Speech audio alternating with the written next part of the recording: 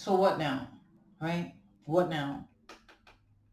Having said all this about evil, what now? I've become like the carpenter, right? And everything is a nail, and all we've got are hammers. I think that we, all of us, black, white, beige, yellow, right? Um, I joke, but I think all of us need to meditate more. All of us need to meditate more. I don't think that. I mean, if you're Christian, make no mistake, you need to pray more, right? You need to pray more and love more. Um, I think that's the one thing that we all need to do a lot more of. We need to love more, right? Um, we all need to love more. Start with anything, hopefully something that lives and breathes, right? If you have to start with your motorcycle, that's cool too. I love my bike, right? But we all need to grow this muscle of love, right? This muscle through which we exercise love, because we all run out of love, right? We all run out of love. And just like exercise, you go out and you increase your VO2 max, right? And you increase your capacity to sustain high intensity exercise for a longer period by repeatedly doing it. I think that all of us have to learn to love more. And I think that, again, right, that meditation underpins all these things that we need to do more to create a better world. Because when a man enters into meditation, whilst he sits quietly and he observes his mind, he can see come in and go out, right? Just like the waves at the seashore, his desires come in and go out, and he can see his anger come in and go out. And then there's the hope for that man, that he begins to see that there's something that does the angering, right? There's something that does the desiring, and that thing is what needs to be strengthened. Because then perhaps if he can put this distance between himself and these things that try to control his mind, right? Then when he puts his knees on another man who cannot breathe, and he feels the surge of strength and power in himself, he can realize that that is Maya. He can realize that that's illusion. He can realize that that's a false strength, right? That when a man plunges into a woman by force, that he might recognize the futility of his actions, that he might say, man, there's no fulfillment here, right? Now, if the man is without knowledge of truth, right? He imagines that that rape was pleasurable to him, right? And I think that you eventually end up in the discussion about how men access pleasure, right? I think that this is the primary. This is another very important question. I hadn't wanted to deal with it now, but now that it's come up, why not? I think that so all of us need to access meaning and pleasure in life, right? And for some of us, like Stacy, right? There's a creation of art. You go into your basement and you pick your easel, and then you create art. And in that isolation, right? In that isolation and focus, right? You enter into flow. Mihai again, right? You enter into flow, and in that flow, you experience all that a man can experience, can hope to experience, which is unity with creative force, right? And then there's a man who can only access beauty by raping a woman, who can only access power by killing the innocent or crushing the weak. What's wrong with that man? That man needs to learn that there are better ways of tapping into beauty. That's what I meant when I said that the beauty of the Mona Lisa is very cheap, right? It's so obvious, right? Like when you see a beautiful woman, right? I think I think you run into this question of what is beauty for. Actually, I'm going to write this down so that I don't forget, um, and get back to the subject that I was on. I think that you were dealing in the world, right, with how a man gets into contact with his being, with his isness, with his aliveness, right? Now, if that man can only reach his aliveness through sex, through drugs, through food, that is, again, to go back to the Upanishads, right, and Eastern thought, specifically Indian Eastern thinking, um, that is not sattvic, right? There's this idea in the East that there are these lower pleasures that a man can access, right? And any man can access that, right? To any man who has the capacity for it, sex is extraordinary, right? But when the sannyasi, right, goes to the top of the mountain in Nepal and he sits there for 21 days in fasting and meditation, he also touches the same place that lights up in a man's mind, right? When he makes love to a woman. And his way, his path, right? His path is less corrosive to the world, right? His path is less corrosive to the world. I think that that is the question that we have right now, is that we need to raise children, and all of us need to train ourselves to access beauty and life and love through the higher channels. It's much harder, right? It's much harder.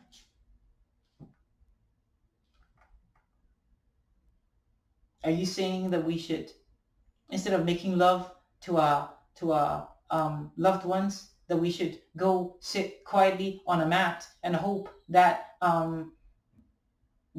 bubbles of delight will burst forth in our brains? I think that sometimes we should try, because I think that is what lies at the root of evil, right? When a man kills another man, in the moment that he takes his life, something exalts in him. That thing that exalts in him, it is the culmination of the seed of evil come alive. And if we could give that man an alternative way to access power and potency and feel his aliveness without needing to snuff out another life, then we would have advanced the conversation a little bit. Because presently, when you look on the world, right, the landscape of the world, what you see is everywhere. Men try to access beauty through their sexuality, through the demonstrations of force and power, and by possession, right? You go and you buy an S1000RR, right? And then you hit the racetracks and you're thinking to yourself, man, this feels so good, and you're weaving through the curves, right? That's one way to access pleasure and joy, but it's Maya, right? Or you fall in love with a beautiful woman, and when you make love to her, you think to yourself, man, right? This is as good as it gets. But that's also Maya, right? Because it comes and goes. It's an illusion. It's an illusion. And it's not the way. Illusion, anything that is illusion, that is illusory, is not the way, right? Alternatively, right, you could order a big old pizza with pineapple and mushroom toppings, and say that, man, when I bite into the cheese of this pizza, and as I chew it around my throat, and it goes down my stomach, man, that is the greatest feeling in the world. And that is Maya.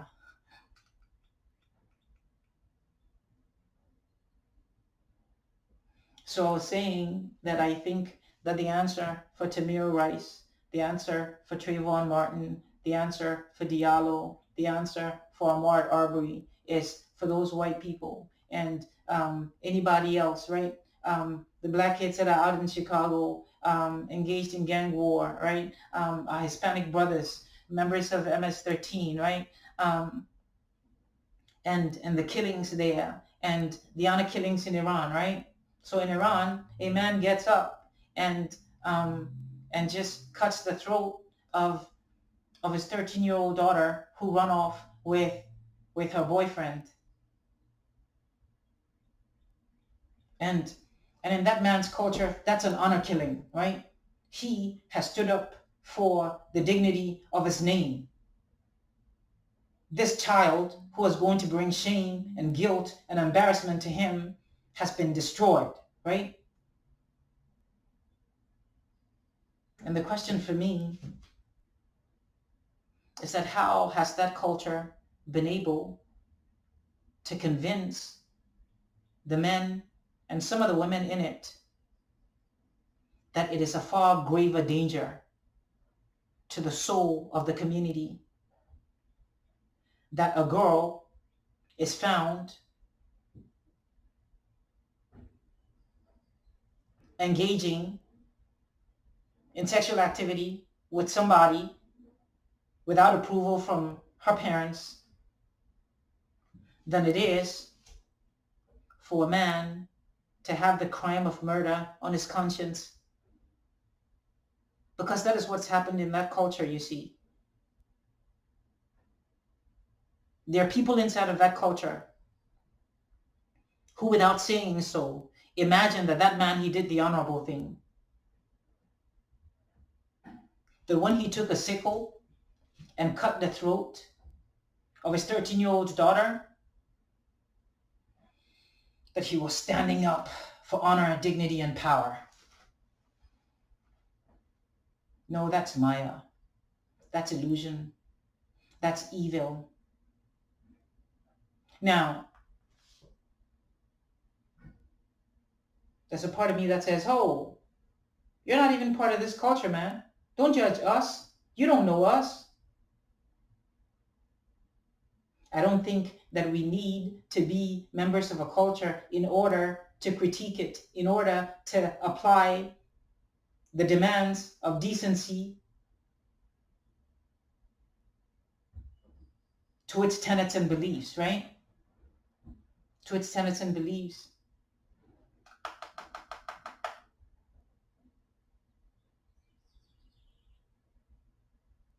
There are many beliefs in many cultures that's just garbage, man. It's garbage.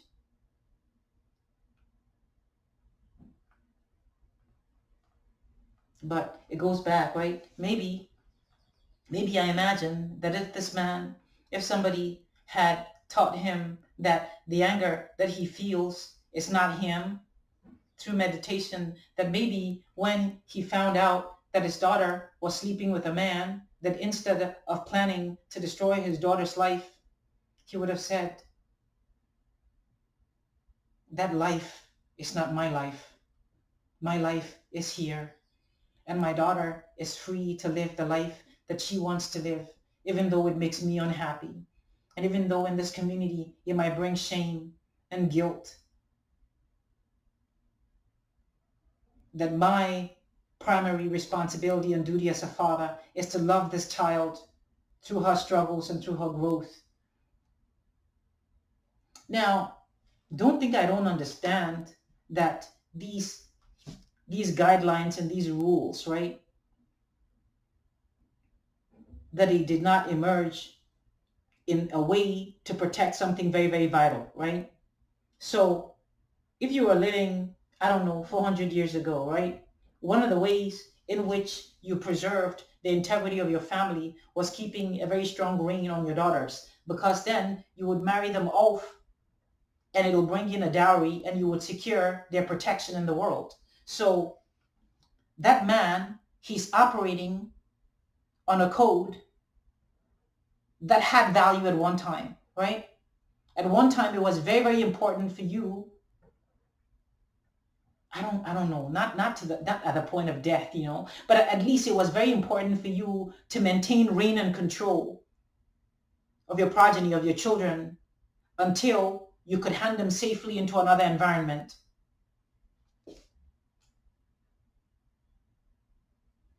But that time came and went. Okay? Yeah, sure. There are silos in the middle of Kentucky that are running COBOL and Fortran, okay? But right now, we speak Java and Python and JavaScript, right? And Perl.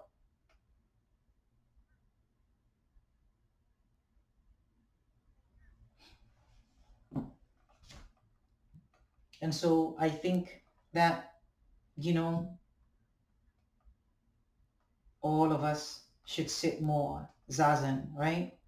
Mark, all of us should sit more, sit more, sit more. Start with whatever you can, 5 minutes, and just watch your mind and watch your thoughts and try to see what in them does not belong, and try to put distance between yourself and your feelings, so that the next time you're tempted to punch a man in the face, you will look at your anger and you would say, you would diffuse it, right?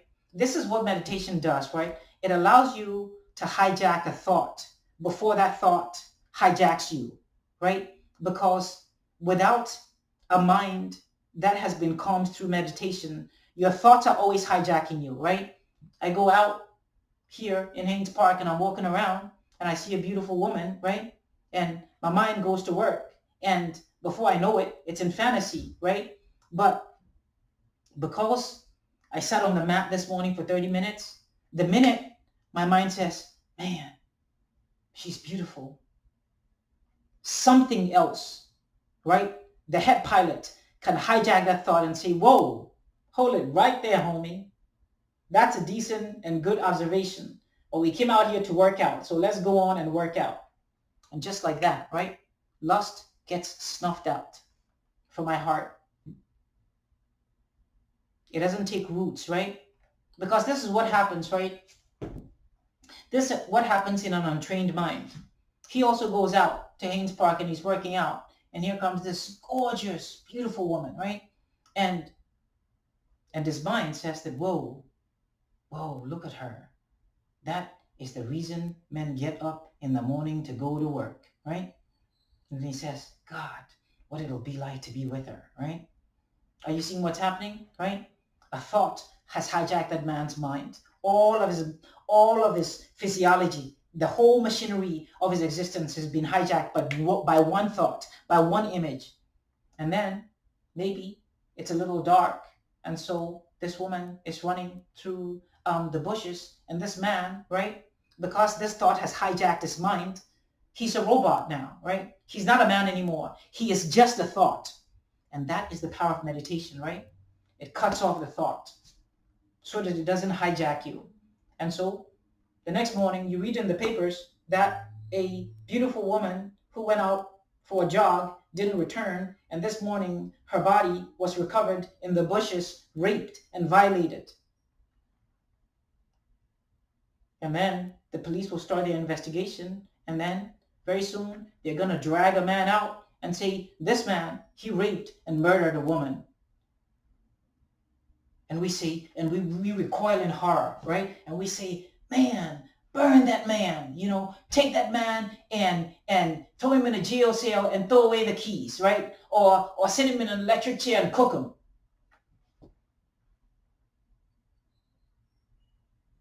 That man was hijacked by a thought. In a sense, right?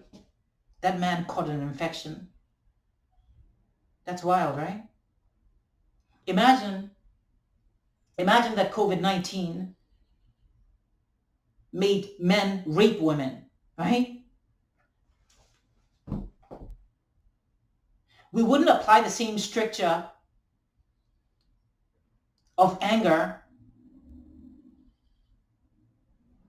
and punitive assessment of the experience that we bring to rape. But I tell you, my brothers and sisters, that what happens in a man's mind when he's hijacked by lust is no different than COVID-19. It's an infection.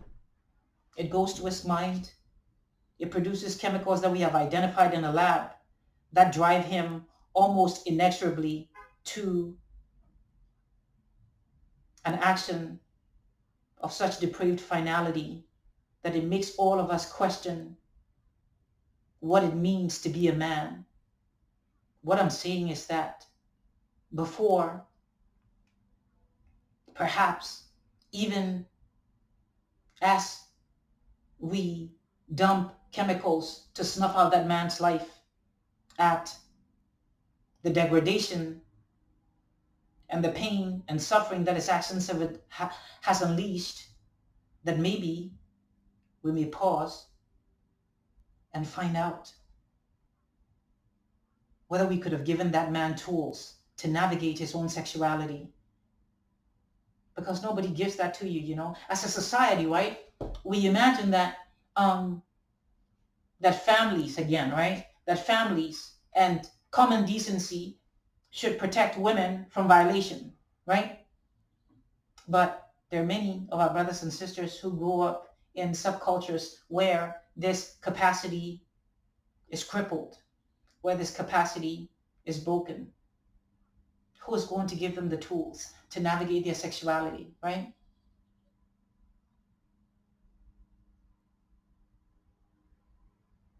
Everybody's been 14 and felt something hard go off in your pants, right?